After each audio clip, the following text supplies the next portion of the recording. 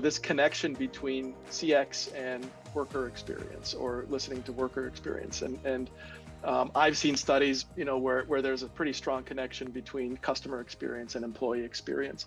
And if you think about listening to employees, I know there's lots of organizations that outsource their customer service functions.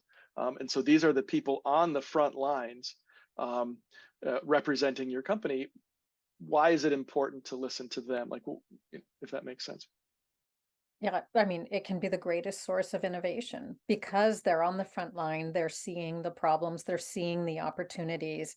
Right in that moment, they could tell us, here's what's hard, or here's an idea that's coming from a customer, or this is the fifth customer in a row I've had with the same issue or same idea or same need.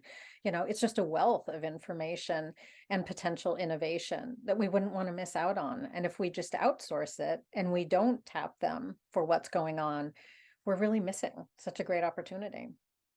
Leaders are really focused on executing on their business objectives. So when we give employees questions about how is the communication here, how are you collaborating with other teams, it feels to them tangential. Now we could argue all day whether that really is or not, but Yeah. they're very focused on achieving their business objectives. So when we're asking questions that are very much aligned with that, serving the customer, improving sales, cross-sell, customer issues, what's making it hard for an employee to serve a customer, they are all on board for that, regardless of whether they're a freelancer, franchisee, or an employee. If it's affecting them achieving their business objectives, they're all ears.